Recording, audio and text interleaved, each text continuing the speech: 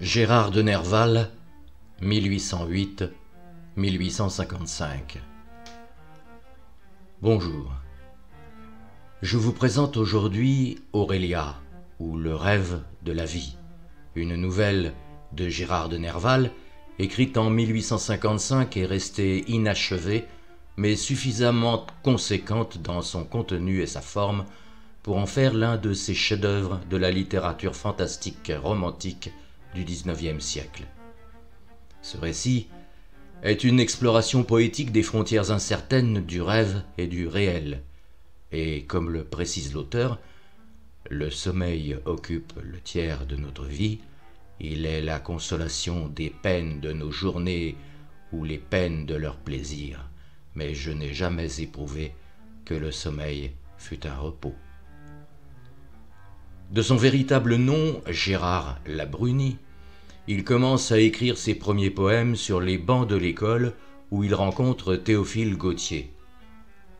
Il connaît de nombreuses périodes durant lesquelles il voyage, en Autriche, Pays-Bas, Grande-Bretagne, Italie, Syrie, Chypre, mais plus particulièrement l'Allemagne, plus proche de son esprit romantique. Il est l'auteur, entre autres, de La main enchantée, paru en 1832, et Aurélia, écrit en 1855. Souffrant depuis plusieurs années d'hallucinations en tout genre et de délires profonds, Gérard de Nerval décède le 26 janvier 1855 à Paris. Il est retrouvé pendu avec ses propres lacets dans la rue de la Vieille Lanterne. Dans sa poche, on retrouve des fragments d'Aurélia que Théophile Gautier fait publier dès le mois suivant. Gérard de Nerval était considéré en son temps comme un écrivain mineur. Le XXe siècle lui aura rendu justice.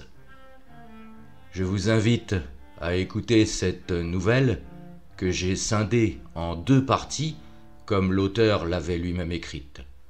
Voici donc aujourd'hui la première partie de Aurélia, accompagnée dès les premières notes de piano par la musique composée et interprétée par Nathalie Ita, Memories.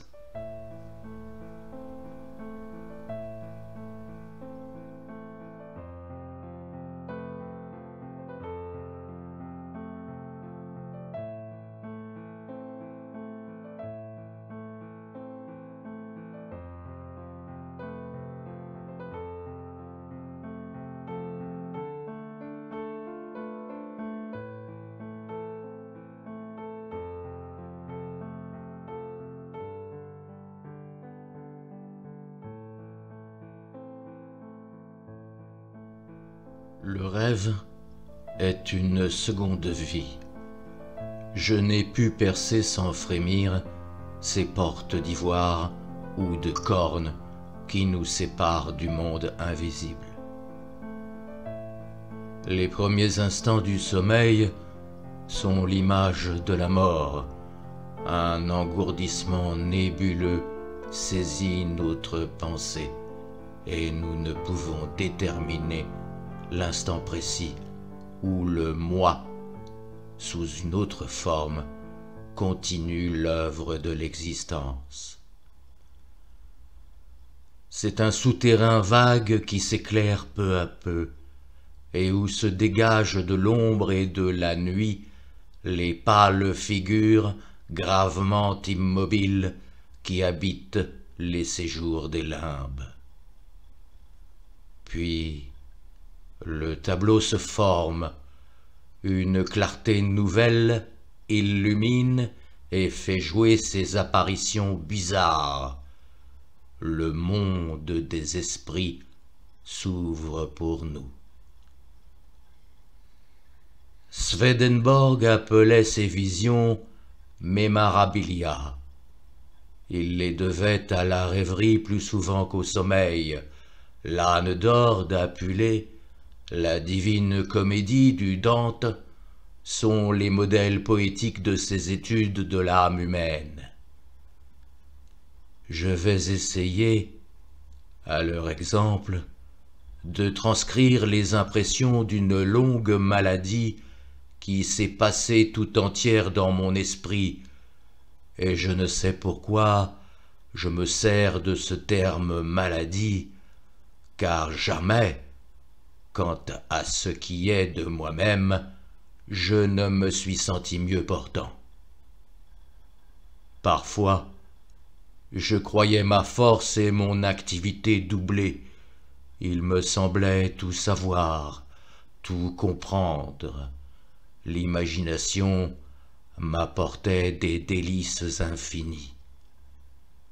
En recouvrant ce que les hommes appellent la raison, faudra-t-il regretter de les avoir perdus? Cette vita nueva a eu pour moi 2 phases. Voici les notes qui se rapportent à la première. Une dame que j'avais aimée longtemps et que j'appellerais du nom d'Aurélia était perdue pour moi. Peu importe les circonstances de cet événement qui devait avoir une si grande influence sur ma vie. Chacun peut chercher dans ses souvenirs l'émotion la plus navrante, le coup le plus terrible frappé sur l'âme par le destin. Il faut alors se résoudre à mourir ou à vivre. Je dirai plus tard pourquoi je n'ai pas choisi la mort. Condamné par celle que j'aimais, coupable d'une faute dont je n'espérais plus le pardon, il ne me restait qu'à me jeter dans les enivrements vulgaires. J'affectais la joie et l'insouciance. Je courus le monde, follement épris de la variété et du caprice. Jamais sur tous les costumes et les mœurs bizarres des populations lointaines, il me semblait que je déplaçais ainsi les conditions du mal et du bien, les termes, pour ainsi dire, de ce qui est sentiment pour nous autres Français. Quelle folie, me disais-je, d'aimer ainsi, d'un amour platonique, une femme qui ne vous aime plus.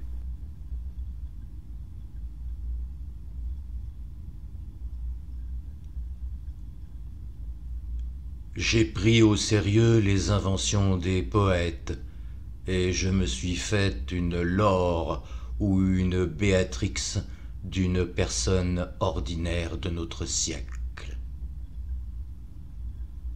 Passons à d'autres intrigues, et celle-là sera vite oubliée. L'étourdissement d'un joyeux carnaval dans une ville d'Italie chassa toutes mes idées mélancoliques. J'étais si heureux du soulagement que j'éprouvais que je faisais part de ma joie à tous mes amis et, dans mes lettres, je leur donnais pour l'état constant de mon esprit ce qui n'était que surexcitation fiévreuse.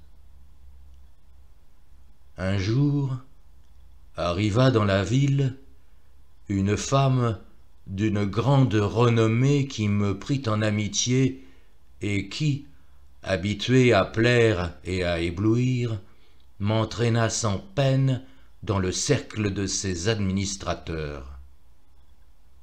Après une soirée où elle avait été à la fois naturelle et pleine d'un charme dont tous éprouvaient l'atteinte, je me sentis épris d'elle à ce point que je ne voulus pas tarder un instant à lui écrire.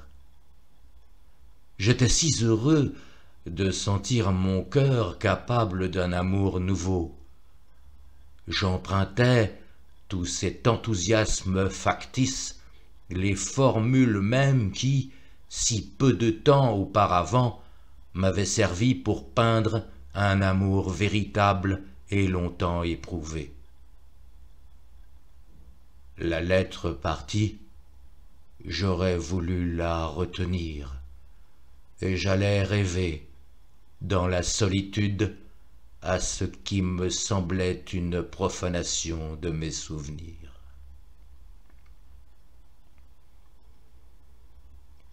Le soir rendit à mon nouvel amour tout le prestige de la veille. La dame se montra sensible à ce que je lui avais écrit, tout en manifestant quelque étonnement de ma ferveur soudaine.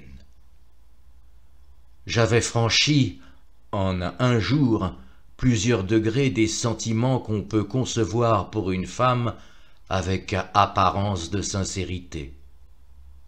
Elle m'avoua que je l'étonnais tout en la rendant fière.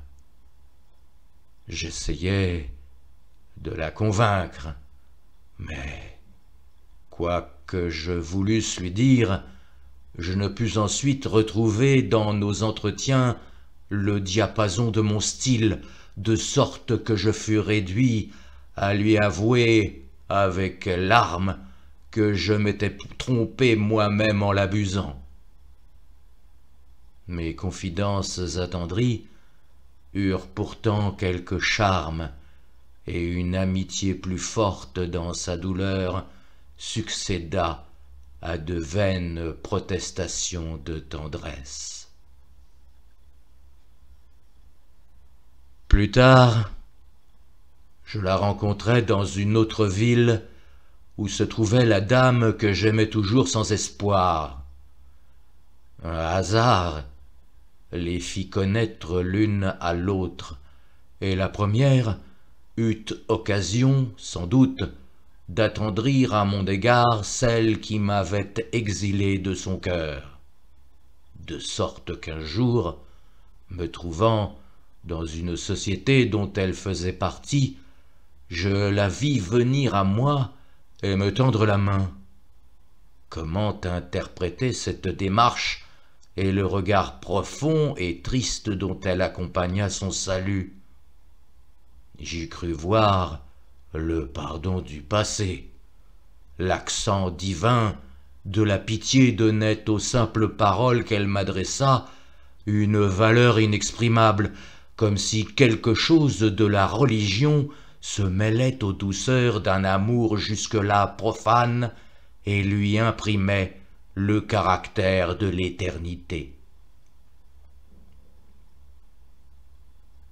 Un devoir impérieux me forçait de retourner à Paris, mais je pris aussitôt la résolution de n'y rester que peu de jours et de revenir auprès de mes deux amis. La joie et l'impatience me donnèrent alors une sorte d'étourdissement qui se compliquait du soin des affaires que j'avais à terminer. Un soir, vers minuit, je remontais un faubourg où se trouvait ma demeure, lorsque, devant les yeux par hasard, je remarquai le numéro d'une maison éclairée par un vrai Verbère. Ce nombre était celui de mon âge. Aussitôt, en baissant les yeux, je vis devant moi une femme au teint blême, aux yeux caves, qui me semblait avoir les traits d'Aurélia. Je me dis, c'est sa mort ou la mienne qui m'est annoncée. Mais je ne sais pourquoi j'en ressentais à la dernière supposition, et je me frappais de cette idée que ce devait être le lendemain à la même heure. Cette nuit-là, je fis un rêve qui me confirma dans ma pensée. J'errais dans un vaste édifice composé de plusieurs salles, dont les unes étaient consacrées à l'étude, d'autres à la conservation ou aux discussions philosophiques. Je m'arrêtai avec intérêt dans une des premières, où je crus reconnaître mes anciens maîtres et mes anciens condisciples.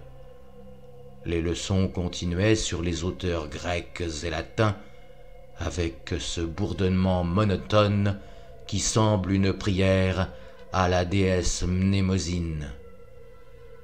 Je passais dans une autre salle où avaient lieu des conférences philosophiques. J'y pris part quelque temps, puis j'en sortis pour chercher ma chambre dans une sorte d'hôtellerie aux escaliers immenses, pleins de voyageurs affairés. Je me perdis plusieurs fois dans les longs corridors et, en traversant une des galeries centrales, je fus frappé d'un spectacle étrange.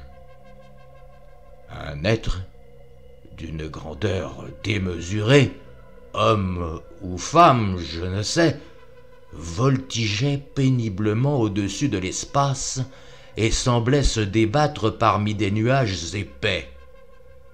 Manquant d'haleine et de force, il tomba enfin au milieu de la cour obscure, accrochant et froissant ses ailes le long des toits et des balustres. Je pus le contempler un instant.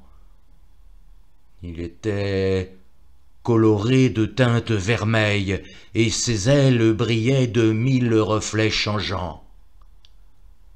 Vêtu d'une robe longue à plis antiques, il ressemblait à l'ange de la mélancolie d'Albrecht Dürer. Je ne pus m'empêcher de pousser des cris d'effroi qui me réveillèrent en sursaut. Le jour suivant, je me hâtais d'aller voir tous mes amis. Je leur faisais mentalement mes adieux et, sans rien leur dire de ce qui m'occupait l'esprit, je dissertais chaleureusement sur des sujets mystiques. Je les étonnais par une éloquence particulière. Il me semblait que je savais tout et que les mystères du monde se révélaient à moi dans ces heures suprêmes. Le soir, lorsque l'heure fatale semblait s'approcher, je dissertais avec 2 amis à la table d'un cercle sur la peinture et sur la musique, définissant à mon point de vue la génération des couleurs et le sens des nombres. L'un d'eux, nommé Paul, voulut me reconduire chez moi, mais je lui dis que je ne rentrais pas. « Où vas-tu » me dit-il. « Vers l'Orient. » Et pendant qu'il m'accompagnait, je me mis à chercher dans le ciel une étoile que je croyais connaître, comme s'il avait quelque influence sur ma destinée. L'ayant trouvée, je continuai ma marche en suivant les rues, dans la direction desquelles elle était visible, marchant pour ainsi dire au-devant de mon destin, et voulant apercevoir l'étoile jusqu'au moment où la mort devait me frapper. Arrivé cependant au confluent de 3 rues, je ne voulus pas aller plus loin. Il me semblait que mon ami déployait une force surhumaine pour me faire changer de place. Il grandissait à mes yeux et prenait les traits d'un apôtre. Je croyais voir le lieu où nous étions s'élever à perdre les formes qui lui donnaient sa configuration urbaine, sur une colline entourée de vastes solitudes. Cette scène devenait le combat de 2 esprits, et comme une tension biblique, « Non, disais-je, je n'appartiens pas à ton ciel. Dans cette étoile sont ceux qui m'attendent. Ils sont antérieurs à la révélation que tu as annoncée. Laisse-moi les rejoindre, car celle que j'aime leur appartient, et c'est là que nous devons nous retrouver. »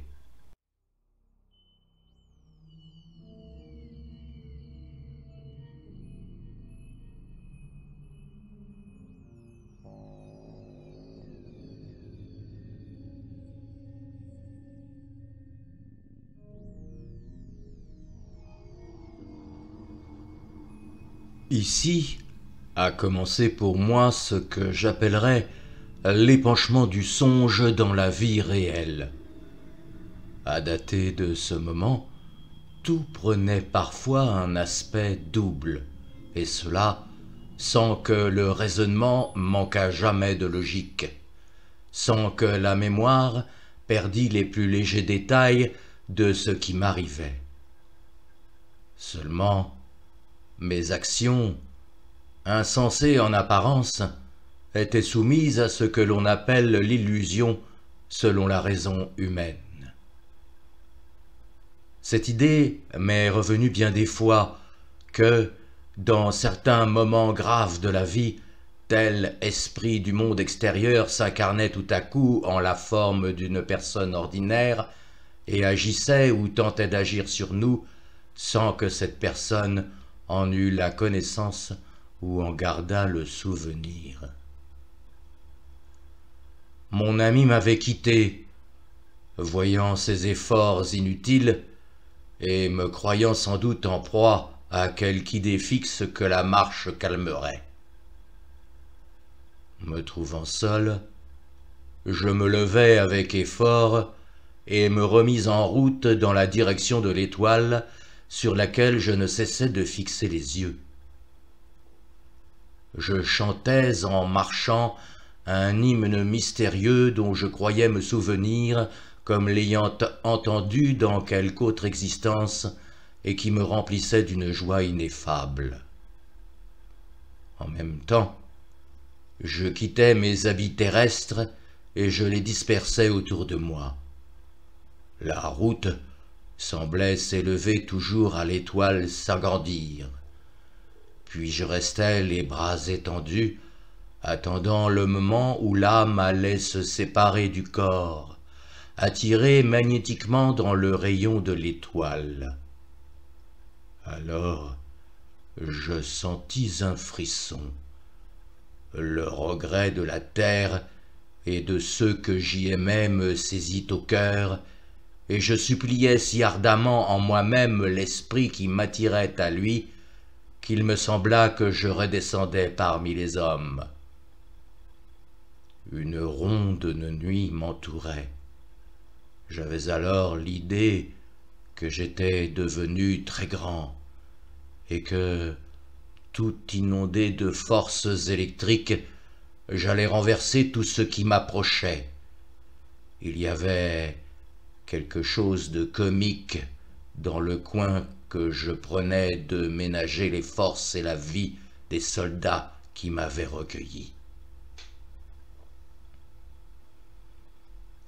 Si je ne pensais que la mission d'un écrivain est d'analyser sincèrement ce qu'il éprouve dans les graves circonstances de la vie, et si je ne proposais un but que je croyais inutile, je m'arrêterais ici, et je n'essaierai pas de décrire ce que j'éprouvais ensuite dans une série de visions insensées, peut-être, ou vulgairement maladives. Étendu sur un lit de camp, je crus voir le ciel se dévoiler et s'ouvrir en 1000 aspects de magnificences inouïes. Le destin de l'âme délivrée semblait se révéler à moi, comme pour me donner le regret d'avoir voulu reprendre pied de toutes les forces de mon esprit sur la terre que j'allais quitter. D'immenses cercles se dressaient dans l'infini, comme les orbes que forme l'eau troublée par la chute d'un corps. Chaque région, peuplée de figures radieuses, se colorait, se mouvait et se fondait tour à tour, et une divinité, toujours la même, rejetait en souriant les masques furtifs de ces diverses incarnations et se réfugiait enfin, insaisissable, dans les mystiques splendeurs du ciel d'Asie.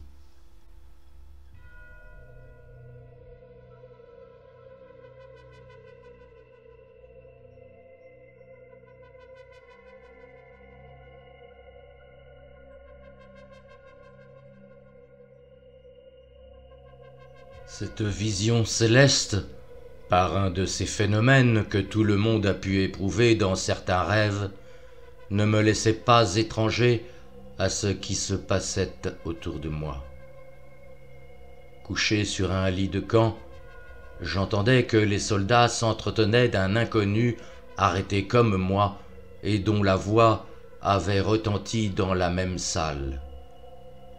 Par un singulier effet de vibration, il me semblait que cette voix résonnait dans ma poitrine et que mon âme se dédoublait, pour ainsi dire, distinctement partagée entre la vision et la réalité. Un instant, j'eus l'idée de me retourner avec effort vers celui dont il était question, puis je frémis en me rappelant une tradition bien connue en Allemagne qui dit que chaque homme a un double et que, lorsqu'il le voit, la mort est proche. Je fermai les yeux et j'entrai dans un état d'esprit confus où les figures fantasques ou réelles qui m'entouraient se brisaient en mille apparences fugitives. Un instant, je vis près de moi deux de mes amis qui me réclamaient. Les soldats me désignèrent, puis la porte s'ouvrit et quelqu'un de ma taille, dont je ne voyais pas le visage, sortit avec mes amis que je rappelais en vain. « Mais on se trompe !» m'écriai-je. « C'est moi qu'ils sont venus chercher, et c'est un autre qui sort. » Je fis tant de bruit que l'on me mit au cachot.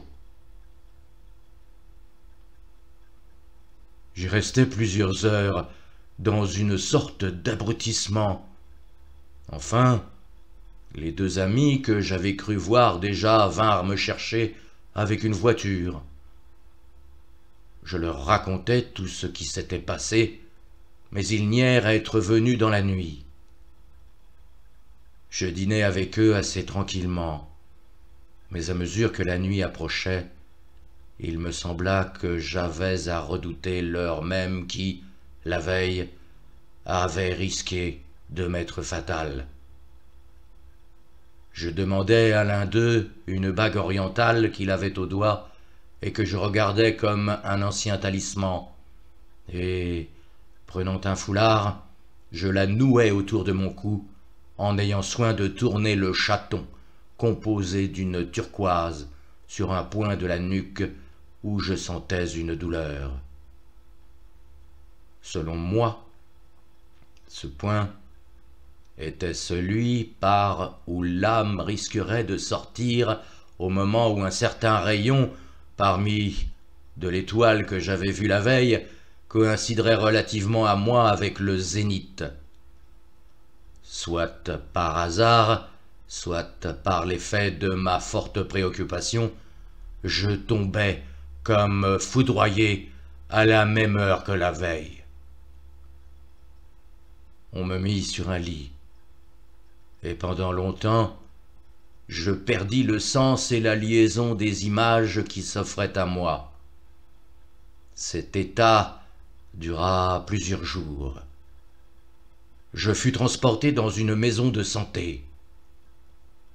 Beaucoup de parents et d'amis me visitèrent sans que j'en eusse la connaissance.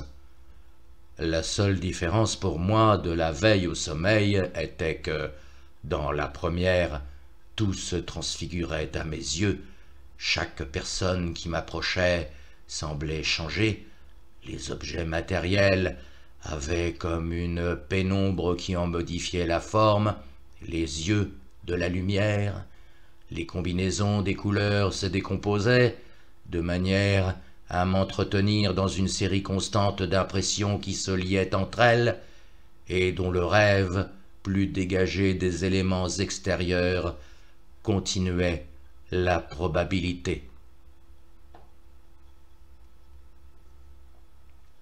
Un soir, je crus avec certitude être transporté sur les bords du Rhin. En face de moi se trouvaient des rocs sinistres dont la perspective s'ébauchait dans l'ombre.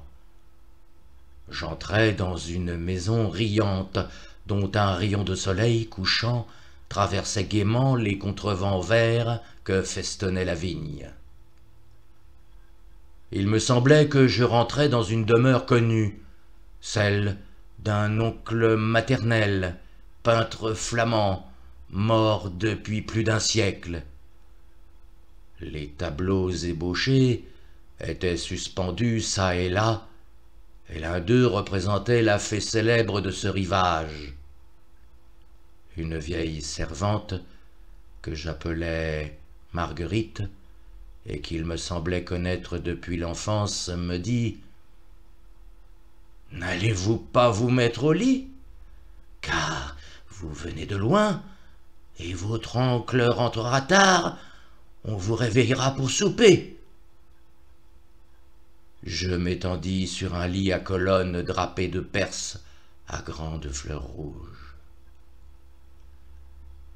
Il y avait en face de moi une horloge rustique accrochée au mur, et sur cette horloge, un oiseau qui se mit à parler comme une personne, et j'avais l'idée que l'âme de mon aïeul était dans cet oiseau.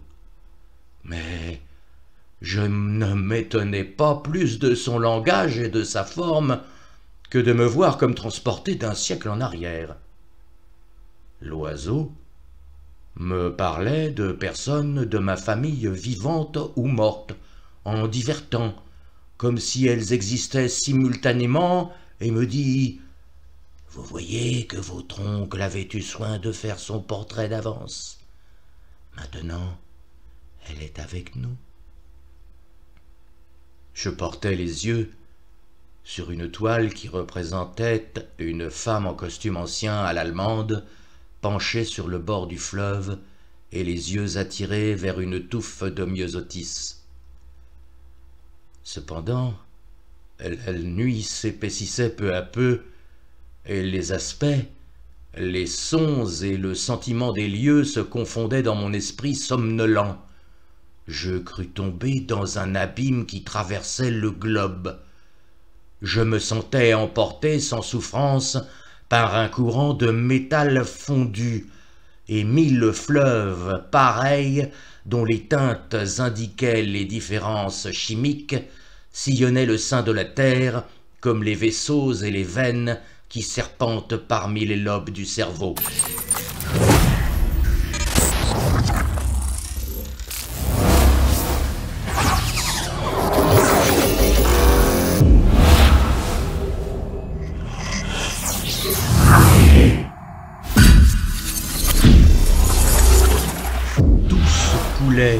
Circulait et vibrait ainsi, et j'eus le sentiment que ces courants étaient composés d'âmes vivantes, à l'état moléculaire, que la rapidité de ce voyage m'empêchait seul de distinguer. Une clarté blanchâtre s'infiltrait peu à peu dans ces conduits, et je vis enfin s'élargir, ainsi qu'une vaste coupole, un horizon nouveau, où se traçaient des îles entourées de flots lumineux. Je me trouvais sur une côte éclairée de ce jour sans soleil, et je vis un vieillard qui cultivait la terre. Je le reconnus pour le même qui m'avait parlé par la voix de l'oiseau. Et soit qu'il me parlât, soit que je le compris sans moi-même, il devenait clair pour moi que les aïeux prenaient la forme de certains animaux pour nous visiter sur la terre, et qu'ils assistaient ainsi, muets observateurs, aux phases de notre existence. Le vieillard quitta son travail et m'accompagna jusqu'à une maison qui se levait près de là. Le paysage qui nous entourait me rappelait celui d'un pays de la Flandre française où mes parents avaient vécu et où se trouve leur tombe. Le champ, entouré de bosquets à la lisière du bois, le lac voisin, la rivière et le lavoir, le village et sa rue qui montent, les collines de grès sombre et leurs touffes de genêts et de bruyères, images rajeunies des lieux que j'avais aimés. Seulement, la maison où j'entrais ne m'était point connue. Je compris qu'elle avait existé dans je ne sais quel temps, et qu'en ce monde que je visitais alors, le fantôme des choses accompagnait celui du corps. J'entrai dans une vaste salle où beaucoup de personnes étaient réunies. Partout, je retrouvais des figures connues. Les traits de mes parents morts que j'avais pleurés se trouvaient reproduits dans d'autres qui, vêtus de costumes plus anciens, me faisaient le même accueil paternel. Ils paraissaient s'être assemblés pour un banquet de famille. Un de ses parents vint à moi et m'embrassa tendrement. Il portait un costume ancien, dont les couleurs semblaient pâlies, et sa figure souriante, sous ses cheveux poudrés, avait quelque ressemblance avec la mienne. Il me semblait plus précisément vivant que les autres, et pour ainsi dire en rapport plus volontaire avec mon esprit. C'était mon oncle. Il me fit placer près de lui, et une sorte de communication s'établit entre nous, car je ne puis dire que j'entendisse sa voix. Seulement, à mesure que ma pensée se portait sur un point, l'explication m'en devenait claire aussitôt, et les images se précisaient devant mes yeux comme des peintures animées. « Cela est donc vrai, » dis-je avec ravissement. « Nous sommes immortels, et nous conservons ici les images du monde que nous avons habité. Quel bonheur de songer que tout ce que nous avons aimé existera toujours autour de nous. J'étais bien fatigué de la vie. » « Ne te hâte pas, dit-il, de te réjouir, car tu appartiens encore au monde d'en haut, et tu as supporté de rudes années d'épreuves.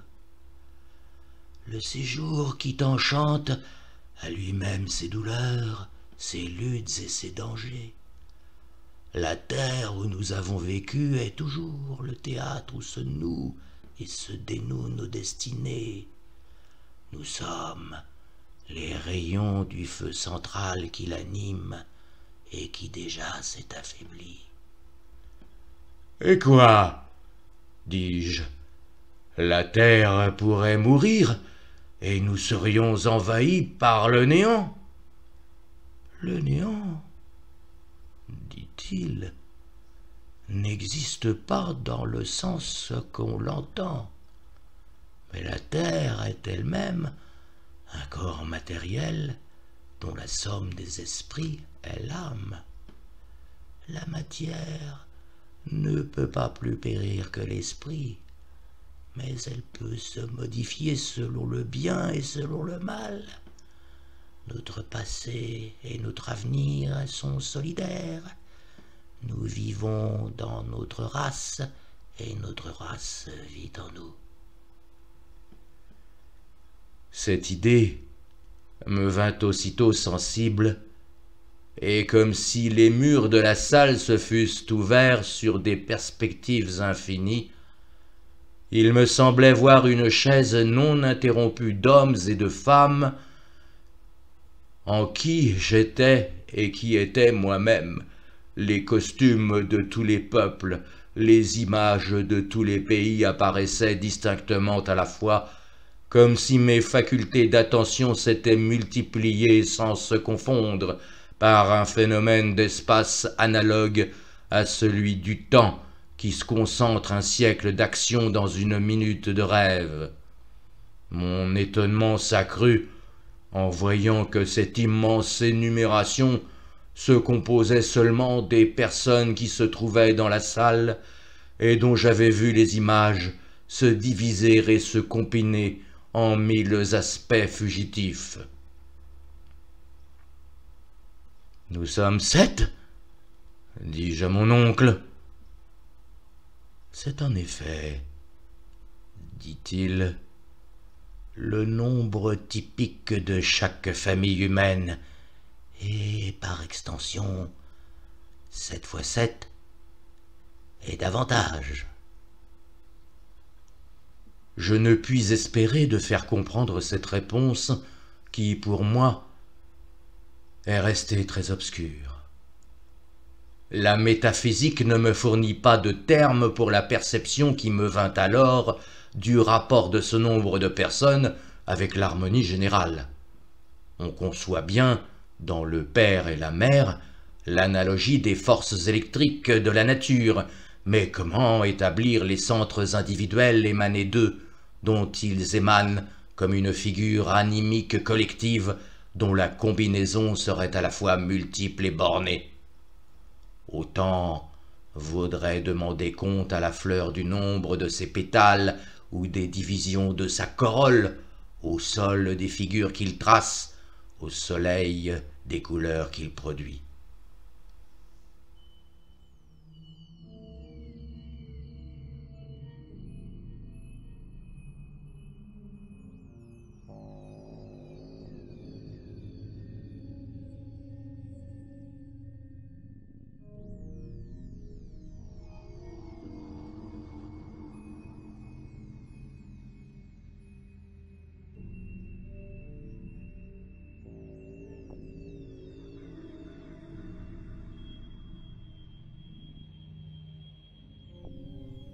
Tout changeait de forme autour de moi.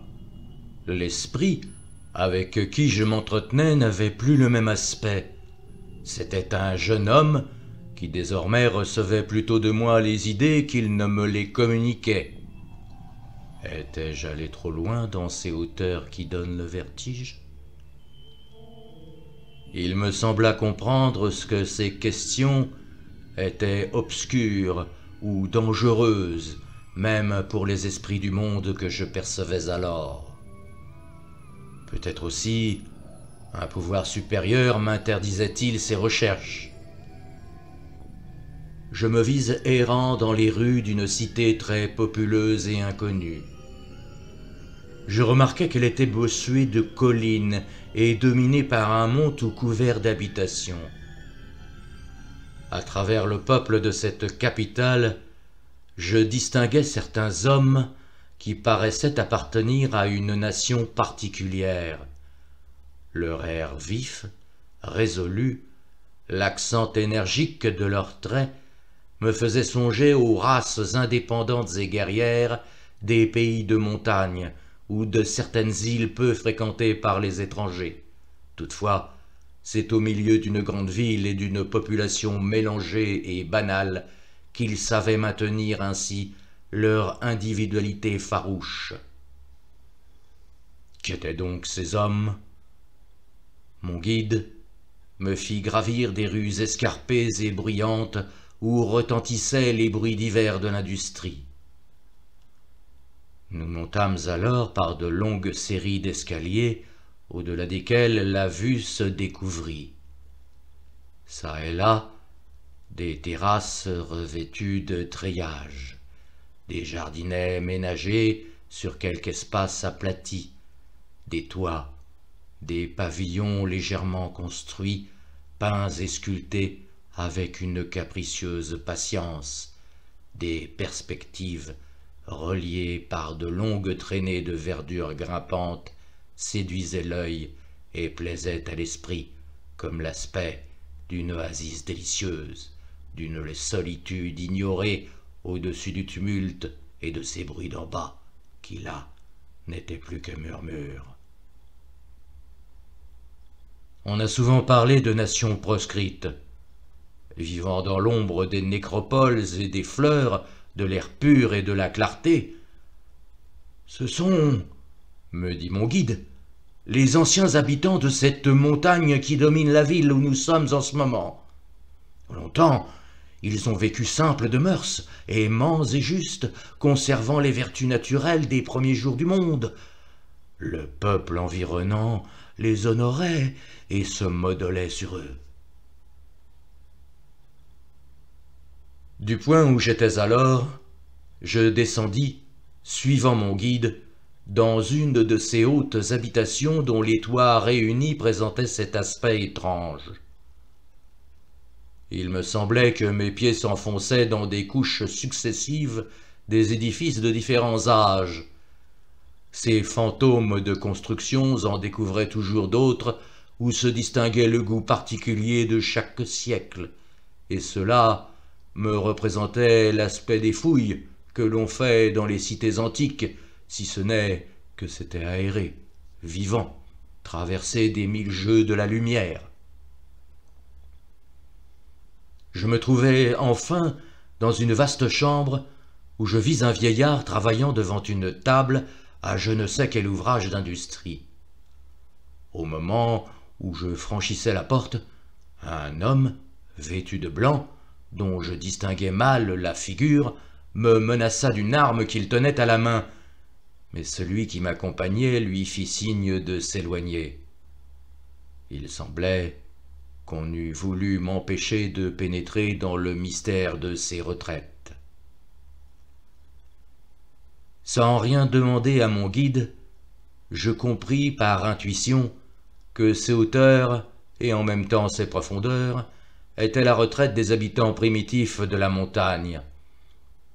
Bravant toujours le flot envahissant des accumulations de races nouvelles, ils vivaient là, simples de mœurs, aimants et justes, adroits, fermes et ingénieux, et pacifiquement vainqueurs des masses aveugles qui avaient tant de fois envahi leur héritage.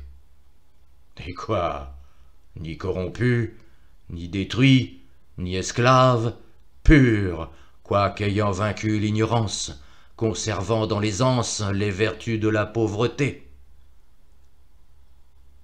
Un enfant s'amusait à terre avec des cristaux, des coquillages et des pierres gravées, faisant sans doute un jeu d'une étude. Une femme âgée, mais belle encore, s'occupait du soin du ménage.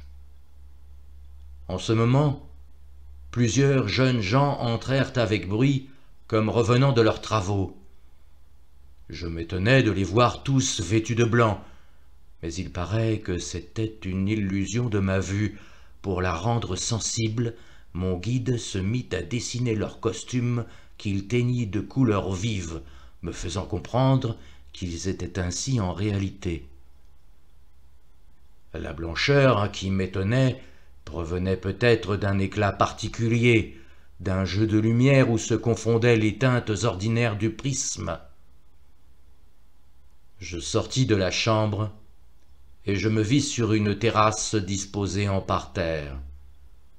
Là se promenaient et jouaient des jeunes filles et des enfants. Leurs vêtements me paraissaient blancs comme les autres, mais ils étaient agrémentés par des broderies de couleur rose. Ces personnes étaient si belles, leurs traits si gracieux, et l'éclat de leur âme transparaissait si vivement à travers leurs formes délicates, qu'elles inspiraient toute une sorte d'amour sans préférence et sans désir, résimant tous les enivrements des passions vagues de la jeunesse. Je ne puis rendre le sentiment que j'éprouvais de ces êtres charmants qui m'étaient chers sans que je les connusse.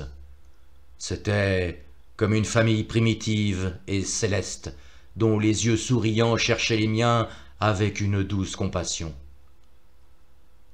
Je me mis à pleurer à chaudes larmes, comme au souvenir d'un paradis perdu.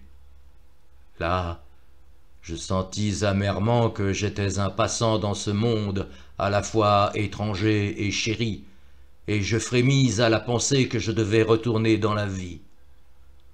En vain, femmes et enfants se pressaient autour de moi pour me retenir. Déjà, leurs formes ravissantes se fondaient en vapeurs confuses. Ces beaux visages pâlissaient, et ces traits accentués, ces yeux étincelants, se perdait dans une ombre où luisait encore le dernier éclair du sourire. Telle fut cette vision, ou tels furent du moins les détails principaux dont j'ai gardé le souvenir. L'état cataleptique où je m'étais trouvé pendant plusieurs jours me fut expliqué scientifiquement, et les récits de ceux qui m'avaient vu ainsi me causaient une sorte d'irritation quand je voyais qu'on attribuait à l'aberration d'esprit les mouvements ou les paroles coïncidentes avec les diverses phases de ce qui se constituait pour moi une série d'événements logiques. J'aimais davantage ceux de mes amis qui, par une patiente complaisance ou par suite d'idées analogues aux miennes, me faisaient faire de longs récits des choses que j'avais vues en esprit. L'un d'eux me dit en pleurant « N'est-ce pas que c'est vrai qu'il y a un Dieu ?»« Oui, » lui dis-je avec enthousiasme, « oui !» Et nous nous embrassâmes comme deux frères de cette patrie mystique que j'avais entrevue. Quel bonheur je trouvais d'abord dans cette conviction. Ainsi, ce doute éternel de l'immortalité de l'âme qui affecte les meilleurs esprits se trouvait résolu pour moi. Plus de mort, plus de tristesse, plus d'inquiétude. Ceux que j'aimais, parents, amis, me donnaient des signes certains de leur existence éternelle, et je n'étais plus séparé d'eux que par les heures du jour. J'attendais celle de la nuit, dans une douce mélancolie.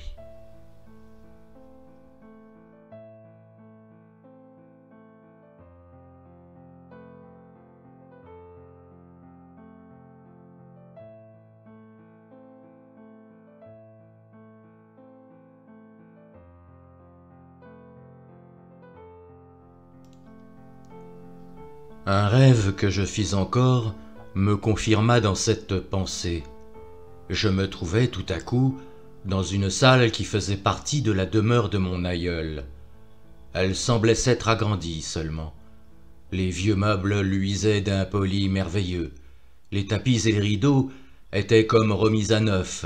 Un jour 3 fois plus brillant que le jour naturel arrivait par la croisée et par la porte, et il y avait dans l'air une fraîcheur et un parfum des premières matinées du printemps. 3 femmes travaillaient dans cette pièce et représentaient, sans leur ressembler absolument, des parentes et des amies de ma jeunesse.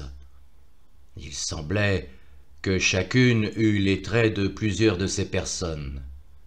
Les contours de leurs figures variaient comme la flamme d'une lampe, et à tout moment quelque chose de l'une passait dans l'autre, le sourire, la voix, la teinte des yeux, de la chevelure, la taille, les gestes familiers s'échangeaient comme si elles eussent vécu de la même vie, et chacune était ainsi un composé de toutes, pareil à ces types que les peintres imitent de plusieurs modèles pour réaliser une beauté complète. La plus âgée me parlait avec une voix vibrante et mélodieuse que je reconnaissais pour l'avoir entendue dans l'enfance, et je ne sais ce qu'elle me disait qui me frappait par sa profonde justesse. Mais elle attira ma pensée sur moi-même, et je me vis vêtu d'un petit habit brun de forme ancienne, entièrement tissé à l'aiguille de fils ténus, comme ceux des toiles d'araignée. Il était coquet, gracieux et imprégné de douces odeurs. Je me sentais tout rajeuni et tout pimpant dans ce vêtement qui sortait de leurs doigts de fée, et je les remerciais en rougissant, comme si je n'eusse été qu'un petit enfant devant de grandes belles dames. Alors, l'une d'elles se leva et se dirigea vers le jardin. Chacun sait que, dans les rêves, on ne voit jamais le soleil, bien qu'on ait souvent la perception d'une clarté beaucoup plus vive. Les objets et les corps sont lumineux par eux-mêmes. Je me vis dans un petit parc où se plongeaient des treilles en berceaux chargés de lourdes grappes de raisins blancs et noirs, à mesure que la dame qui me guidait s'avançait sous les berceaux.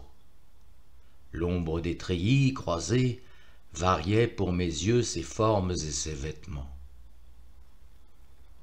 Elle en sortit enfin, et nous nous trouvâmes dans un espace découvert.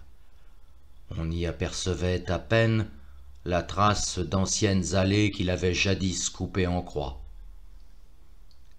La culture était négligée depuis de longues années, et des plants épars de clémentites, de houblon, de chèvrefeuille, de jasmin, de lierre, d'aristoloche étendaient entre des arbres d'une croissance vigoureuse leurs longues traînées de lianes. Des branches pliaient jusqu'à terre chargées de fruits, et parmi des touffes d'herbes parasites s'épanouissaient quelques fleurs de jardin revenues à l'état sauvage. De loin en loin s'élevaient des massifs de peupliers, d'acacias et de pins, au sein desquels on entrevoyait des statues noircies par le temps. J'aperçus devant moi un entassement de rochers couverts de lierre d'où jaillissait une source d'eau vive, dont le clapotement harmonieux résonnait sur un bassin d'eau dormante à demi voilé des larges feuilles du nénuphar. La dame que je suivais, développant sa taille élancée dans un mouvement qui faisait miroiter les plis de sa robe en taffetas, entoura gracieusement de son bras nu une longue tige de rose trémière, puis elle se mit à grandir sous un clair rayon de lumière, de telle sorte que peu à peu le jardin prenait sa forme et les parterres et les arbres devenaient les rosaces et les festons de ses vêtements, tandis que sa figure et ses bras imprimaient leurs contours aux nuages pourprés du ciel. Je la perdais ainsi de vue à mesure qu'elle se transfigurait, car elle semblait s'évanouir dans sa propre grandeur. « Oh, ne fuis pas !» m'écriai-je, « car la nature meurt avec toi. » Disant ces mots, je marchais péniblement à travers les ronces, comme pour saisir l'ombre agrandie qui m'échappait, mais je me heurtai à un pan de mur dégradé, au pied duquel gisait un buste de femme. En le relevant, j'eus la persuasion que c'était le sien. Je reconnus des traits chéris, et, portant les yeux autour de moi, je vis que le jardin avait pris l'aspect d'un cimetière. Des voix disaient « L'univers est dans la nuit. »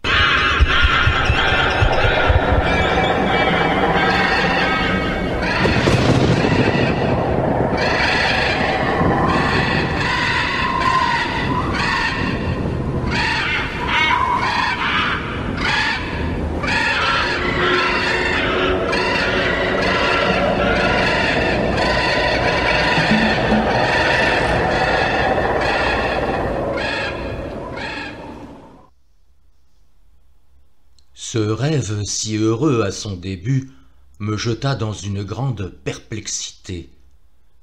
Que signifiait-il? Je ne le sus que plus tard. Aurélia était morte. Je n'eus d'abord que la nouvelle de sa maladie. Par suite de l'état de mon esprit, je ne ressentis qu'un vague chagrin mêlé d'espoir. Je croyais moi-même n'avoir que peu de temps à vivre, et j'étais désormais assuré de l'existence d'un monde où les cœurs aimants se retrouvent. D'ailleurs, elle m'appartenait bien plus dans sa mort que dans sa vie. Égoïste pensée que ma raison devait payer plus tard par d'amers regrets. Je ne voudrais pas abuser des pressentiments.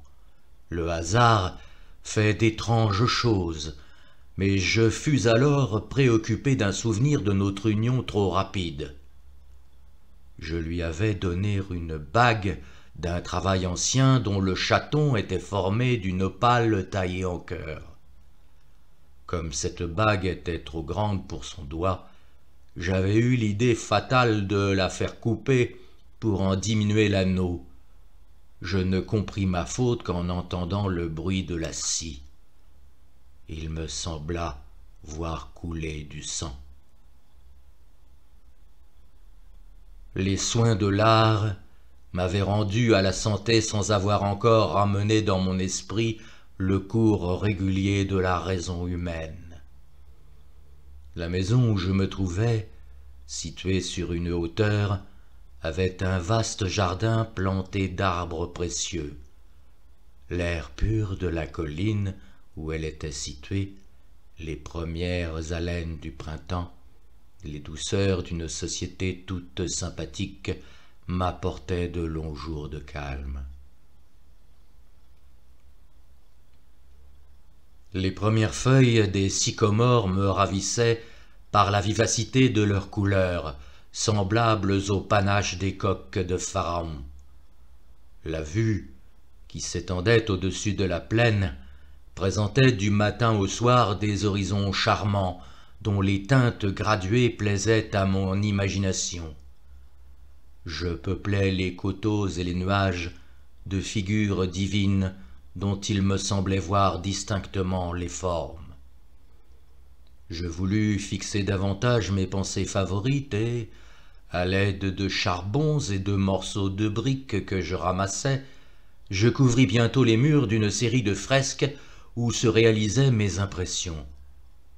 Une figure dominait toujours les autres. C'était celle d'Aurélia, peinte sous les traits d'une divinité, telle qu'elle m'était apparue dans mon rêve. Sous ses pieds tournait une roue, et les dieux lui faisaient cortège. Je parvins à colorier ce groupe en examinant le suc des herbes et des fleurs. Que de fois j'ai rêvé devant cette chère idole. Je fis plus, je tentais de figurer avec la terre le corps de celle que j'aimais. Tous les matins, mon travail était à refaire, car les fous, jaloux de mon bonheur, se plaisaient à en détruire l'image.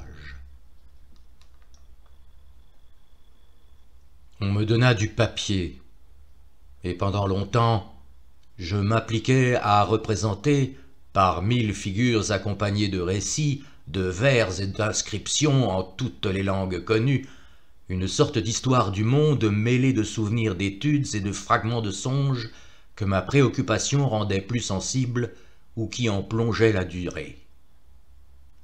Je ne m'arrêtais pas aux traditions modernes de la création. Ma pensée remontait au-delà. J'entrevoyais, comme en souvenir, le premier pacte formé par les génies au moyen de talismans. J'avais essayé de réunir les pierres de la table sacrée et de représenter alentour les 7 premiers Elohim qui s'étaient partagé le monde.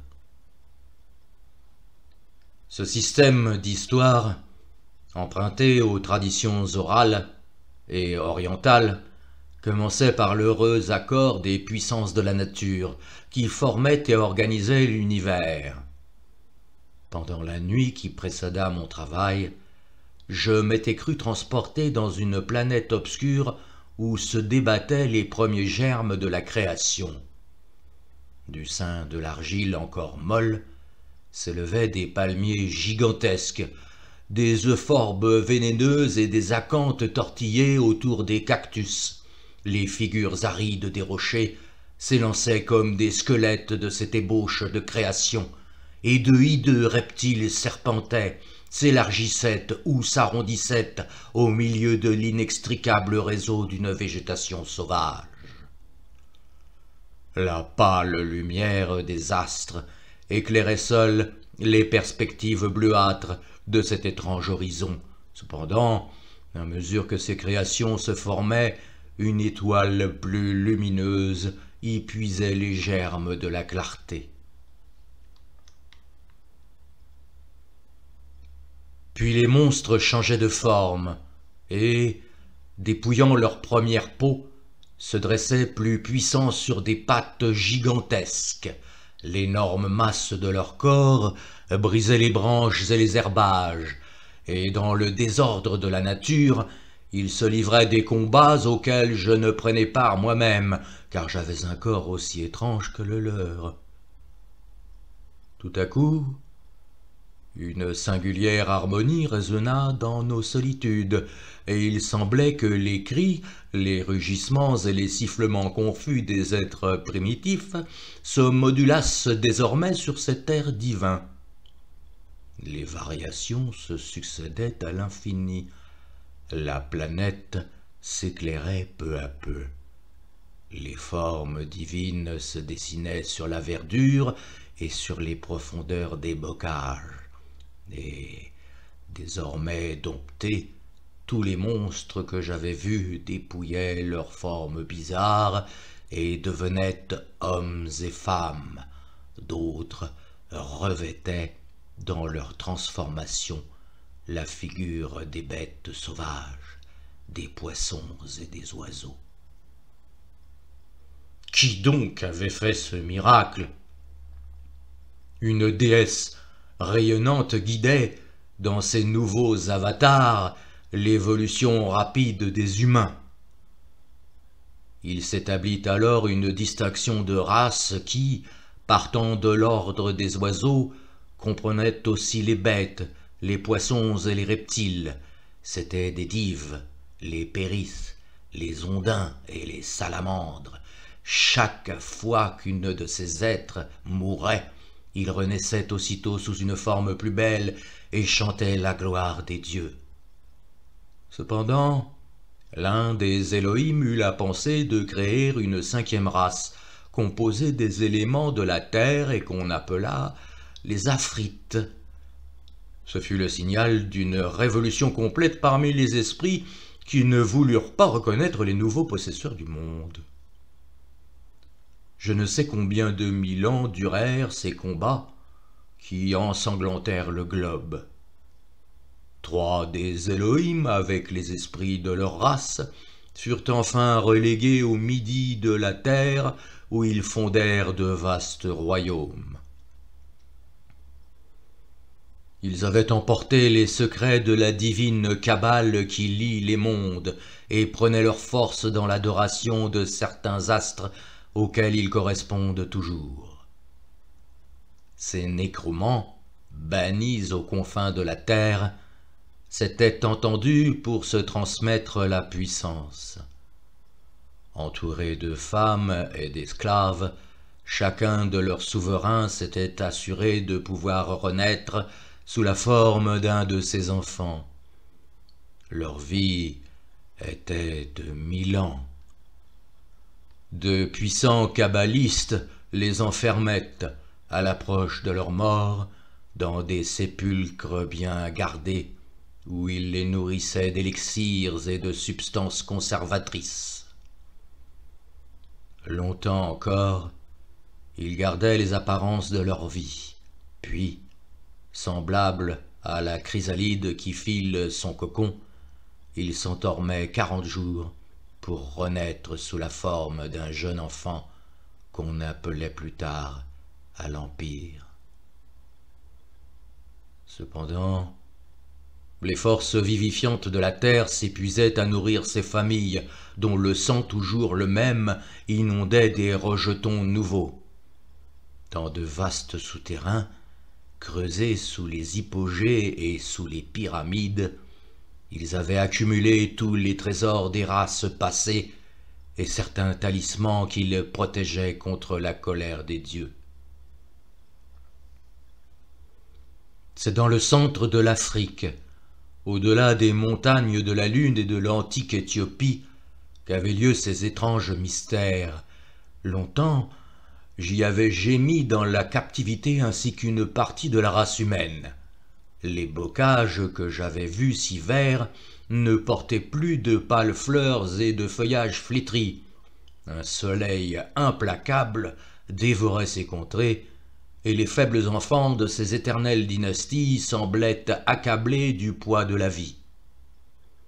Cette grandeur imposante et monotone, réglée par l'étiquette et les cérémonies hiératiques, pensait tout sans que personne osât s'y soustraire. Les vieillards languissaient sous le poids de leurs couronnes et de leurs ornements impériaux. Entre les médecins et des prêtres, le savoir leur garantissait l'immortalité. Quant au peuple, à tout jamais engendré dans les divisions des castes, il ne pouvait compter ni sur la vie ni sur la liberté. Au pied des arbres frappés de mort et de stérilité, aux bouches des sources taries, on voyait sur l'herbe brûlée se flétrir des enfants et des jeunes femmes énervées et sans couleur. La splendeur des chambres royales, la majesté des portiques, l'éclat des vêtements et des parures n'étaient qu'une faible consolation aux ennuis éternels de ces solitudes. Bientôt, les peuples furent décimés par des maladies. Les bêtes et les plantes moururent, et les immortels eux-mêmes dépérissaient sous leurs habits pompeux. Un fléau plus grand que les autres vint tout à coup rajeunir et sauver le monde. La constellation d'Orion ouvrit au ciel les cataractes des eaux. La terre, trop chargée par les glaces du pôle opposé, fit un demi-tour sur elle-même, et les mers, surmontant leurs rivages, refluèrent sur les plateaux de l'Afrique et de l'Asie. L'inondation pénétra les sables, remplit les tombeaux et les pyramides, et, pendant 40 jours, une arche mystérieuse se promena sur les mers, portant l'espoir d'une création nouvelle. 3 des Elohim s'étaient réfugiés sur la cime la plus haute des montagnes d'Afrique. Un combat se livra entre eux. Ici, ma mémoire se trouble, et je ne sais quel fut le résultat de cette lutte suprême. Seulement, je vois encore, sur un pic baigné des eaux, une femme abandonnée par eux, qui crie, les cheveux épars, se débattant contre la mort.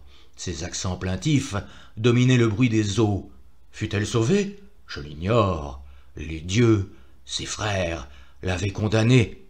Mais au-dessus de sa tête brillait l'étoile du soir qui versait sur son front des rayons enflammés.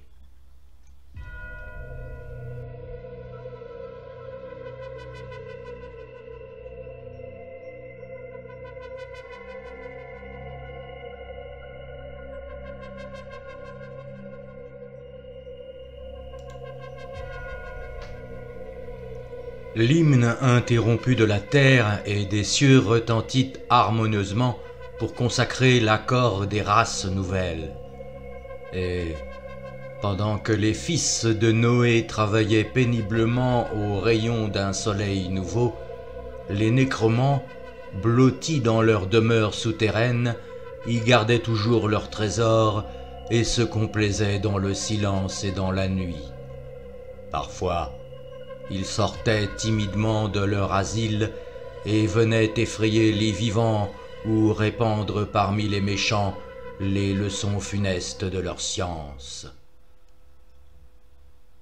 Tels sont les souvenirs que je retraçais par une sorte de vague intuition du passé. Je frémissais en reproduisant les traits hideux de ces races maudites. Partout mourait, pleurait, languissait l'image souffrante de la mer éternelle. À travers les vagues civilisations de l'Asie et de l'Afrique, on voyait se renouveler toujours une scène sanglante d'orgie et de carnage que les mêmes esprits reproduisaient sous des formes nouvelles. La dernière se passait à Grenade, où le talisman sacré s'écroulait sous les coups ennemis des chrétiens et des morts. Combien d'années encore le monde aura-t-il à souffrir, car il faut que la vengeance de ses éternels ennemis se renouvelle sous d'autres cieux. Ce sont les tronçons divisés du serpent qui entourent la terre. Séparés par le fer, ils se rejoignent dans un hideux baiser cimenté par le sang des hommes. Telles furent les images qui se montrèrent tour à tour devant mes yeux. Peu à peu, le calme était rentré dans mon esprit, et je quittais cette demeure qui était pour moi un paradis. Des circonstances fatales préparèrent, longtemps après, une rechute qui renoua la série interrompue de ces étranges rêveries. Je me promenais dans la campagne, préoccupé d'un travail qui se rattachait aux idées religieuses. En passant devant une maison, j'entendis un oiseau qui parlait selon quelques mots qu'on lui avait appris, mais dont le bavardage confus me parut avoir un sens. Il me rappela celui de la vision que j'ai raconté plus haut, et je sentis un frémissement de mauvais augure. Quelques pas plus loin, je rencontrai un ami que je n'avais pas vu depuis longtemps et qui demeurait dans une maison voisine. Il me fit voir sa propriété, et dans cette visite, il me fit monter sur une terrasse élevée d'où l'on découvrait un vaste horizon. C'était au coucher du soleil. En descendant les marches d'un escalier rustique, je fis un faux pas et ma poitrine alla porter sur l'angle d'un meuble. J'eus assez de force pour me relever et m'élançai jusqu'au milieu du jardin, me croyant frappé à mort, mais voulant, avant de mourir, jeter un dernier regard au soleil couchant. Au milieu des regrets qu'entraîne un tel moment, je me sentais heureux de mourir ainsi, à cette heure, et au milieu des arbres, des treilles et des fleurs d'automne. Ce ne fut cependant qu'un évanouissement, après lequel j'eus encore la force de regagner ma demeure pour me mettre au lit. La fièvre s'empara de moi, en me rappelant de quel point j'étais tombé. Je me souvins que la vue que j'avais admirée donnait sur un cimetière, celui même où se trouvait le tombeau d'Aurélia. Je n'y pensais véritablement qu'alors, sans quoi je pourrais attribuer ma chute à l'impression que cet aspect m'aurait fait éprouver. Cela même me donna l'idée d'une fatalité plus précise. Je regrettais d'autant plus que la mort ne m'eût pas réuni à elle. Puis, en y songeant, je me dis que je n'en étais pas digne. Je me représentais amèrement la vie que j'avais menée depuis sa mort, me reprochant non de l'avoir oubliée, ce qui n'était point arrivé, mais d'avoir, en de faciles amours, fait outrage à sa mémoire. L'idée me vint d'interroger le sommeil, mais son image, qui m'était apparue souvent, ne revenait plus dans mes songes. Je n'eus d'abord que des rêves confus, mêlés de scènes sanglantes. Il semblait que toute une race fatale se fût déchaînée au milieu du monde idéal que j'avais vu autrefois et dont elle était la reine. Le même esprit qui m'avait menacé lorsque j'entrais dans la demeure de ces familles pures qui habitaient les hauteurs de la ville mystérieuse, passa devant moi, non plus dans ce costume blanc qu'il portait jadis, ainsi que ceux de sa race, mais vêtu en prince d'Orient.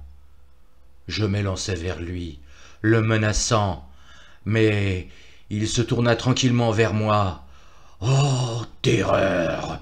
Oh, colère! C'était mon visage!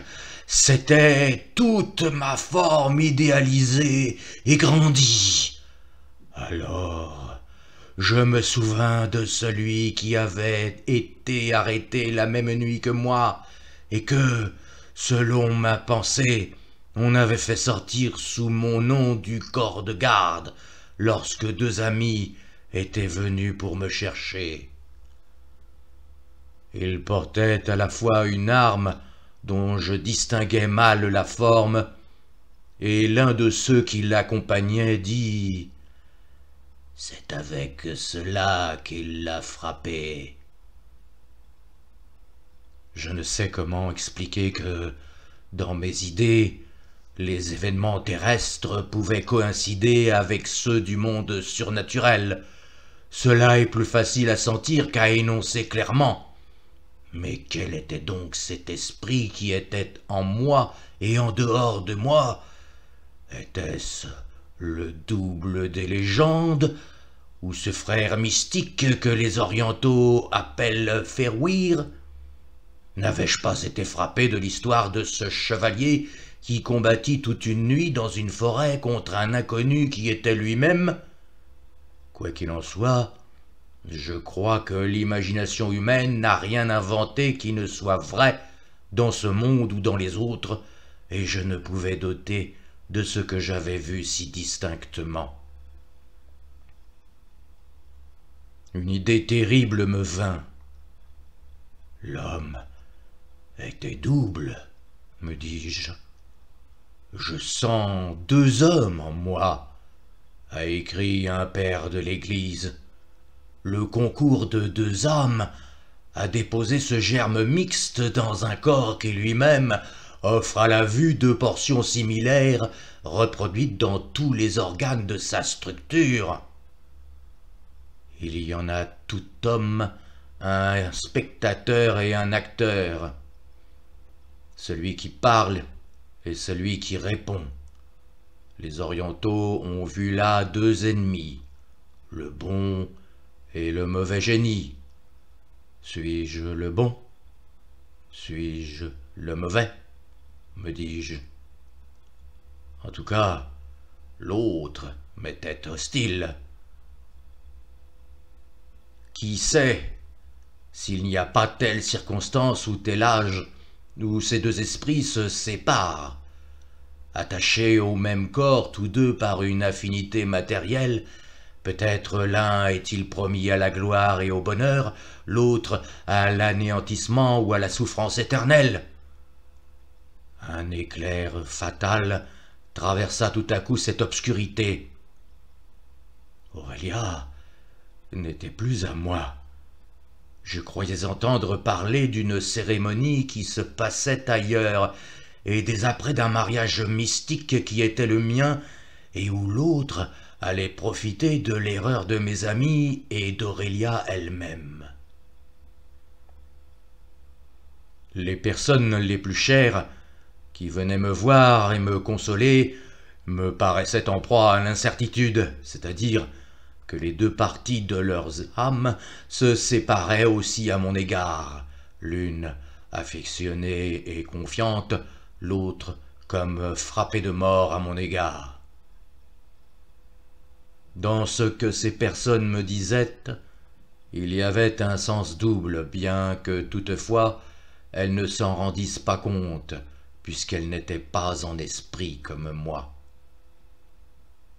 Un instant même, cette pensée me sembla comique en songeant à Amphitryon et à Cécile.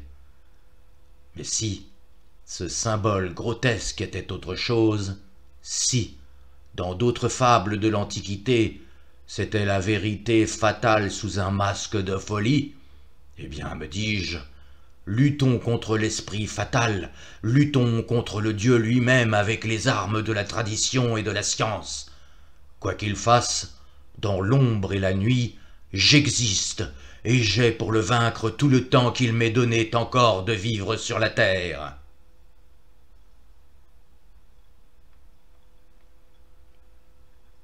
Comment peindre l'étrange désespoir où ces idées me réduisirent peu à peu?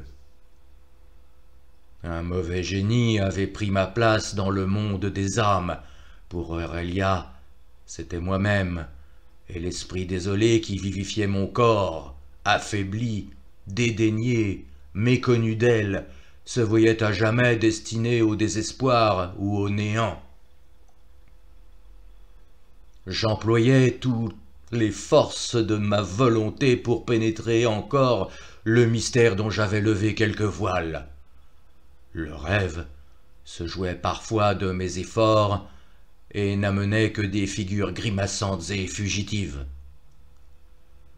Je ne puis donner ici qu'une idée assez bizarre de ce qui résulta de cette contention d'esprit. Je me sentais glisser comme sur un fil tendu dont la longueur était infinie.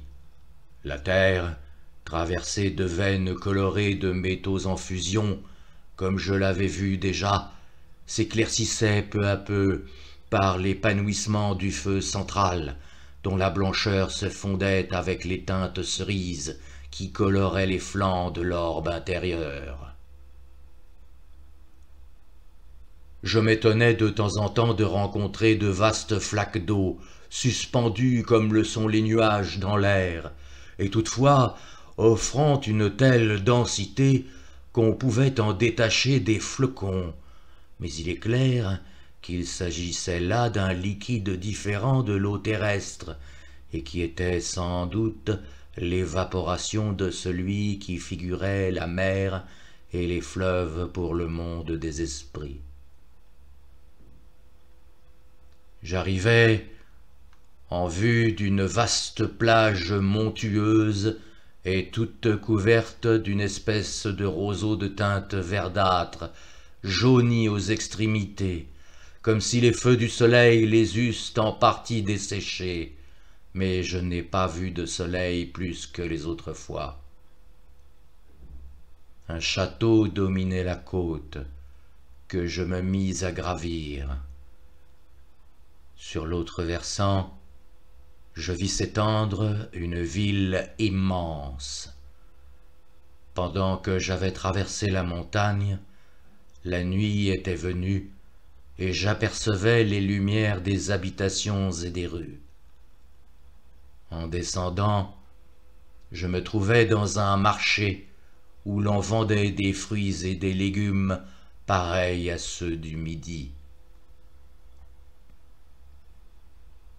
Je descendis par un escalier obscur et me trouvai dans les rues. On affichait l'ouverture d'un casino et les détails de sa distribution se trouvaient énoncés par article. L'encadrement typographique était fait de guirlandes de fleurs si bien représentées et colorisées qu'elles semblaient naturelles.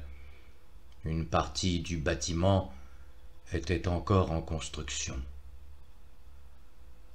J'entrai dans un atelier où je vis des ouvriers qui modelaient en glaise un animal énorme de la forme d'un lama, mais qui paraissait devoir être muni de grandes ailes.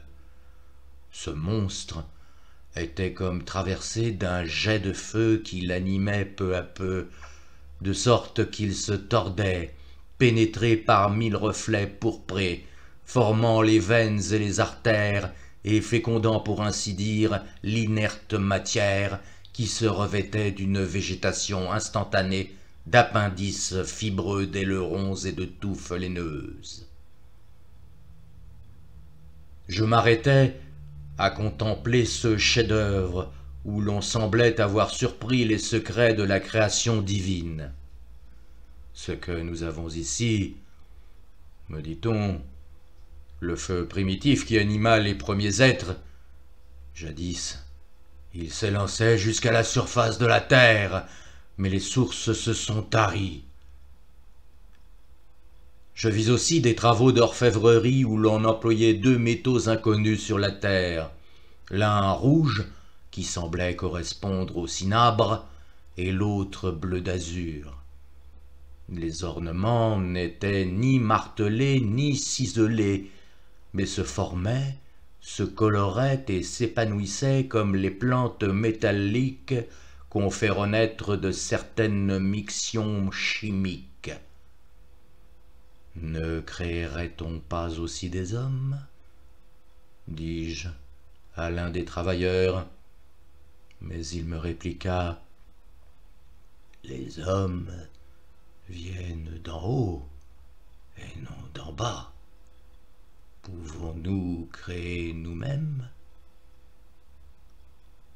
Ici, l'on ne fait que formuler par les progrès successifs de nos industries une matière plus subtile que celle qui compose la croûte terrestre. Ces fleurs, qui vous paraissent naturelles, cet animal, qui semblerait vivre, ne seront que des produits de l'art élevé au plus haut point de nos connaissances. Et chacun les jugera ainsi. Telles sont à peu près les paroles qui me furent dites ou dont je crus percevoir la signification.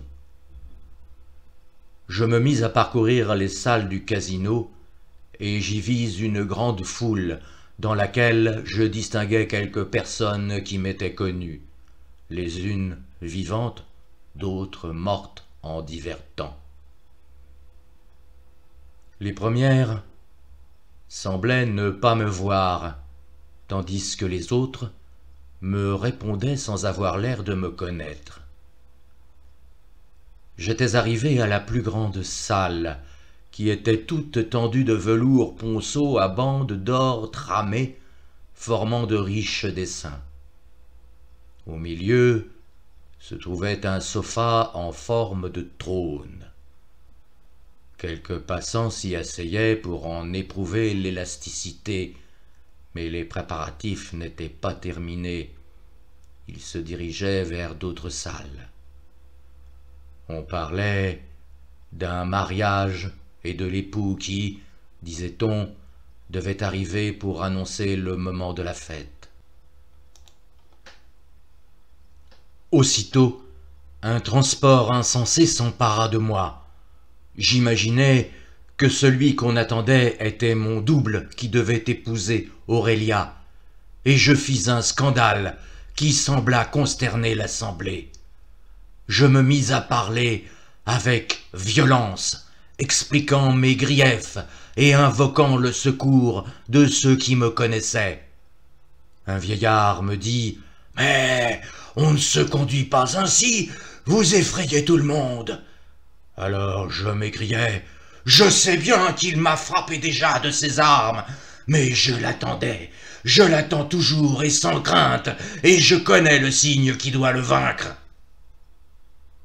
En ce moment, un des ouvriers de l'atelier que j'avais visité en entrant parut, tenant une longue barre dont l'extrémité se composait d'une boule rougie au feu. Je voulus m'élancer sur lui, mais la boule qu'il tenait en arrêt menaçait toujours ma tête. On semblait autour de moi me railler de mon impuissance. Alors, je me reculai jusqu'au trône, l'âme pleine d'un indicible orgueil, et je levai le bras pour faire un signe qui me semblait avoir une puissance magique. Le cri d'une femme, distinct et vibrant, empreint d'une douleur déchirante, me réveilla en sursaut. Les syllabes d'un mot inconnu que j'allais prononcer expiraient sur mes lèvres. Je me précipitai à terre et je me mis à prier avec ferveur en pleurant à chaudes larmes. Mais quelle était donc cette voix qui venait de résonner si douloureusement dans la nuit? Elle n'appartenait pas au rêve. C'était la voix d'une personne vivante, et pourtant C'était pour moi la voix et l'accent d'Aurélia. J'ouvris ma fenêtre. Tout était tranquille, et le cri ne se répéta plus. Je m'informais au dehors, personne n'avait rien entendu. Et cependant, je suis encore certain que le cri était réel et que l'air dit vivant en avait retenti. Sans doute, on me dira que le hasard a pu faire qu'en ce moment-là, une femme souffrante ait crié dans les environs de ma demeure. Mais, selon ma pensée, les événements terrestres étaient liés à ceux du monde invisible. C'était un de ces rapports étranges dont je ne me rends pas compte moi-même et qu'il est plus aisé d'indiquer que de définir. Qu'avais-je fait? J'avais troublé l'harmonie de l'univers magique où mon âme puisait la certitude d'une existence immortelle. J'étais maudit peut-être pour avoir voulu percer un mystère redoutable en offensant la loi divine. Je ne devais plus attendre que la colère et le mépris. Les ombres irritées fuyaient en jetant des cris et traçant dans l'air des cercles fatals, comme les oiseaux à l'approche d'un orage.